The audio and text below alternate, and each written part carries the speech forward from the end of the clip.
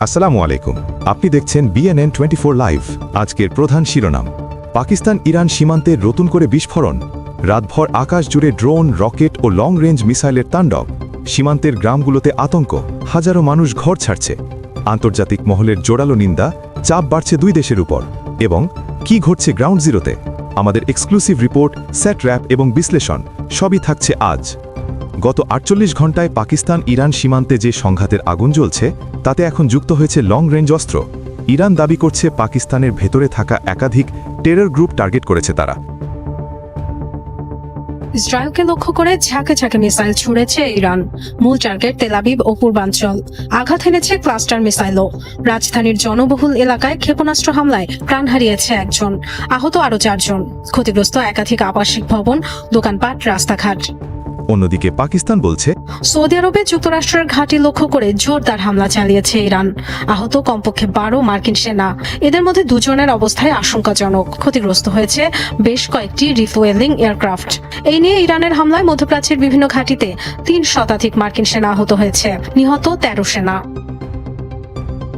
ইরানের ছোড়া মিসাইলে আক্রান্ত হয়েছে সংযুক্ত আরব আমিরাতও। আবুধাবিতে আহত হয়েছে ৫ ভারতীয়।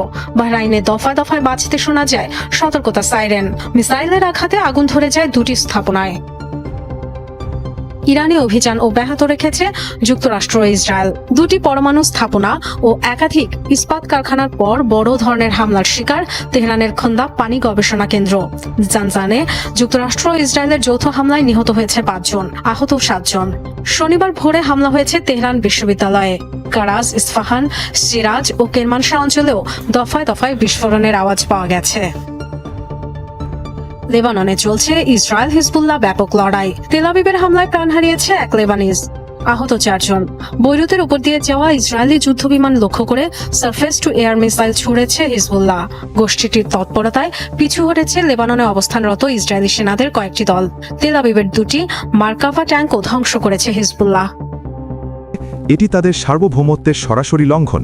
বিশ্বজুড়ে তৈরি হয়েছে উদ্বেগ। এটি কি নতুন যুদ্ধের সূচনা? ঘটনাটি বোঝার জন্য দেখুন সময়রেখা, টাইমলাইন। ডে 1 দুটো, সীমান্তে প্রথম বিস্ফোরণের শব্দ।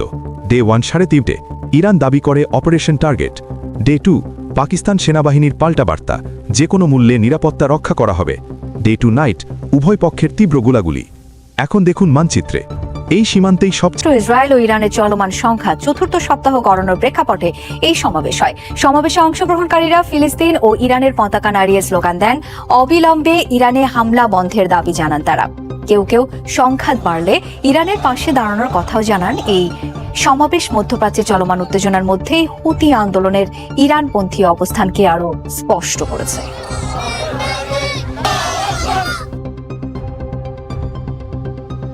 ইরান যুদ্ধ শুরুর একদিন পর কুয়েতের আকাশে ভূপাতিত হয় ৩টি মার্কিন F-15 স্ট্রাইক ঈগল। পেন্টাগন দাবি করে কুয়েতের প্রতিরক্ষা বাহিনী ভুল করে ঘটিয়েছে ঘটনা। তবে কারণ যেটাই হোক, এতে ক্ষতির শিকার যুক্তরাষ্ট্রই।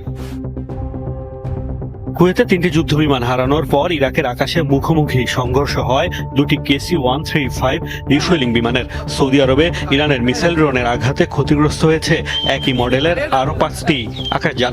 IRGCর হামলার শিকার হয়েছে একটি F-35 যুদ্ধবিমানও। উল্লেখযোগ্য সংখ্যক MQ-9 রিপার ড্রোনও হারিয়েছে দেশটি।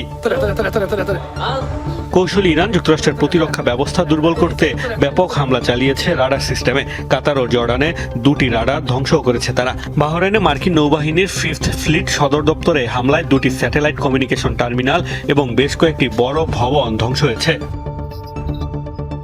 অগ্নিকাণ্ডের জেরে ক্ষয়ক্ষতির শিকার হয়েছে বিশ্বের সবচেয়ে বড় রণতরী USS জেরাল্ড আর ফোর্ড, যেটিকে বর্তমানে গ্রিসে নোঙর করা হয়েছে।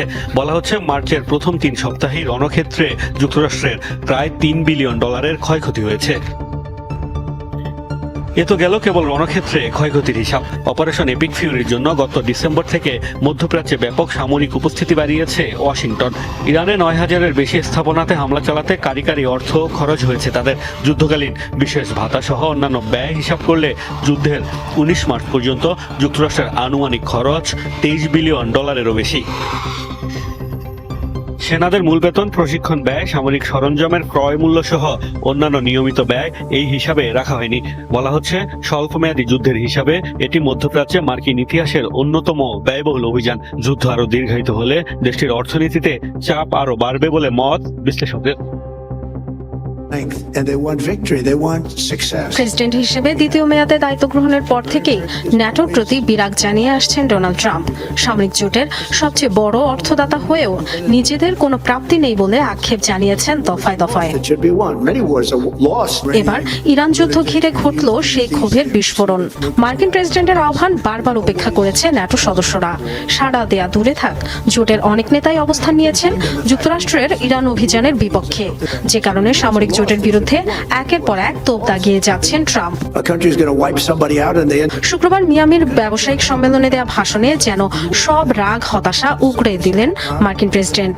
জানান, যুক্তরাষ্ট্রের পাশে না দাঁড়িয়ে বড় ভুল করেছে ন্যাটো। ভবিষ্যতে সামরিক জোটটিকে আর সহায়তা করবেন না বলেও হুমকি দেন। I think a tremendous mistake was when NATO. একটা বড় ভুল ছিল ন্যাটো যখন পাশে দাঁড়ায়নি। যুক্তরাষ্ট্রের কারণে তারা এত অর্থ পায়, কারণ আমরা বিলিয়ন বিলিয়ন ডলার বছরে ব্যয় করি তাদের সুরক্ষায়। তাদের পাশে আমরা সব সময় দাঁড়িয়েছি, কিন্তু এখন তাদের ভূমিকার পর মনে হয় আর তা প্রয়োজন নেই।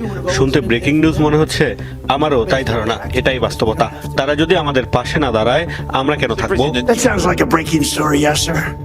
ন্যাটোর 12 প্রতিষ্ঠাতা সদস্য দেশের একটি যুক্তরাষ্ট্র। সামরিক জোটের আর্টিকেল 5 অনুযায়ী ন্যাটোভুক্ত যে কোনো দেশে হামলাকে সব সদস্য দেশের হামলা হিসেবে বিবেচনার কথা বলা হয়েছে। মিত্রদের কাছ থেকে সাহায্য না পেয়ে এবার ট্রাম্প যদি সত্যিই ন্যাটো ইস্যুতে অনমনীয় অবস্থান নেন, তবে সামরিক জোটে ভাঙন সময়ের ব্যাপার মাত্র। lethal NATO. Dorothy Dustin, Jamuna news, Washington. ফ্রান্সে G7 জোটের পররাষ্ট্রমন্ত্রীদের বৈঠক শেষে সাংবাদিকদের প্রশ্নের জবাবে এসব কথা বলেন তিনি। ইরান যুদ্ধ শেষে হরমুজ প্রণালীতে টোল ব্যবস্থা চালু করতে পারে বলেও মন্তব্য করেছেন তিনি। তার দাবি এটি বেআইনি ও অগ্রহণযোগ্য। এই পদক্ষেপ মোকাবেলায় মিত্রদের পরিকল্পনার আহ্বান জানিয়েছেন তিনি, যাতে অংশ নিতে প্রস্তুত Washington. matter of weeks, not months, and the progress is going very well. Obviously, we have some work to do. We have to finish the job, and we are finishing. Expect to conclude it at the appropriate time here.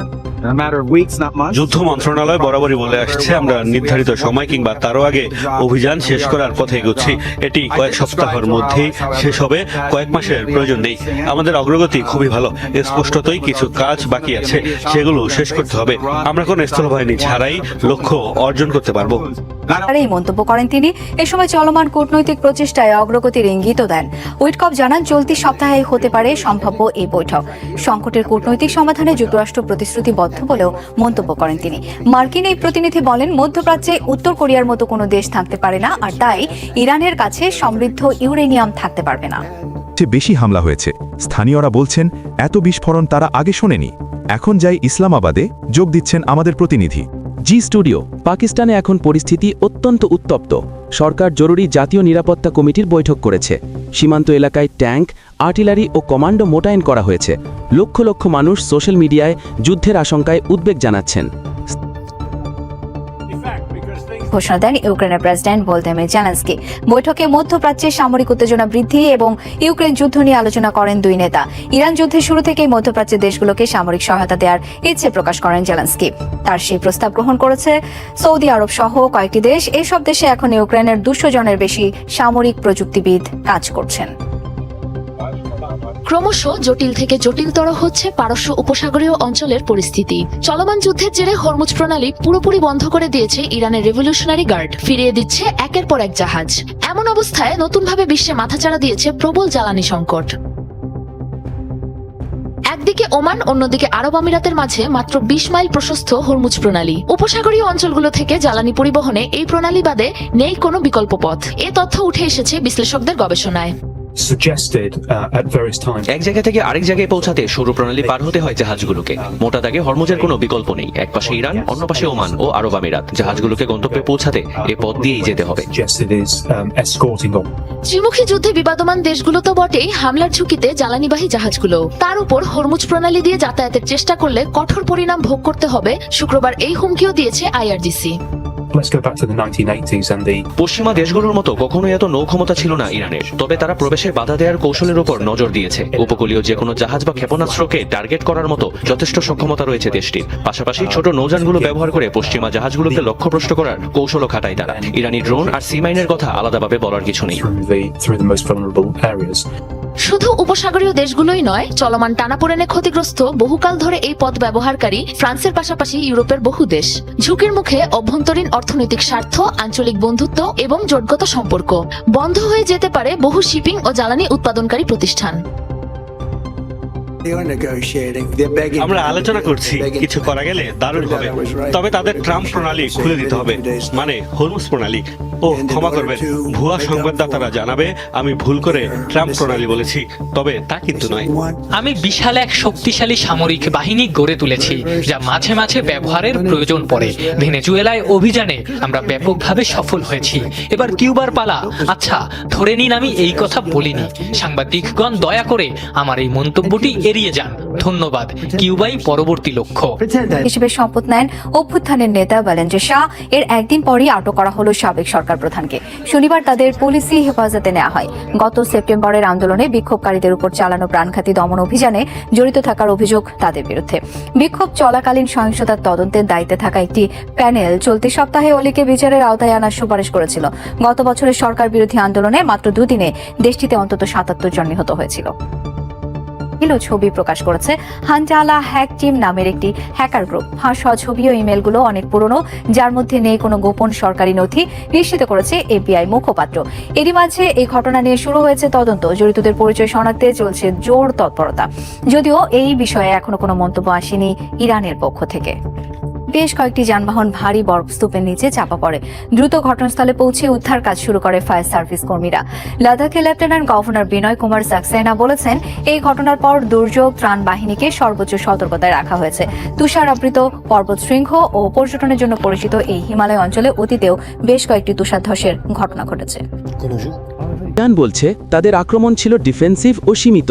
রাষ্ট্রীয় টিভিতে video প্রকাশ হয়েছে যেখানে দেখা গেছে missile ছোড়া ও target ধ্বংসের দৃশ্য। তবে সাধারণ মানুষের মধ্যে ভয় এটি বড় সংঘাতের রূপ নিতে পারে। তেহরান কি আর কোনো অপারেশন চালাবে? সরকার বলছে জরুরি না হলে না, তবে প্রস্তুতি বাড়ানো হচ্ছে। এখন আন্তর্জাতিক ডেস্ক, বিশ্বের প্রতিক্রিয়া কি? যুক্তরাষ্ট্র বলছে উভয় দেশকে শান্ত হতে হবে। চীন মধ্যস্থতার প্রস্তাব দিয়েছে। সৌদি আরব উদ্বেগ প্রকাশ করেছে, অঞ্চল অস্থিতিশীল হতে পারে। সীমান্তে মানবিক পরিস্থিতি খারাপ হচ্ছে। অনেক পরিবার নিরাপত্তার জন্য ঘর ছাড়ছে। গ্রামগুলোতে খাদ্য, পানীয় ও ওষুধের সংকট। বাচ্চারা রাতে ঘুমাতে পারে না, বিস্ফোরণের শোধ কেঁপে ওঠে। এই মানুষগুলো এখনই মানবিক সাহায্য চায়। আবার দ্রুত যায় ইসলামাবাদে, নতুন কোনো আপডেট? জি, সেনাবাহিনী সীমান্তে আরও মোতায়েন বাড়াচ্ছে।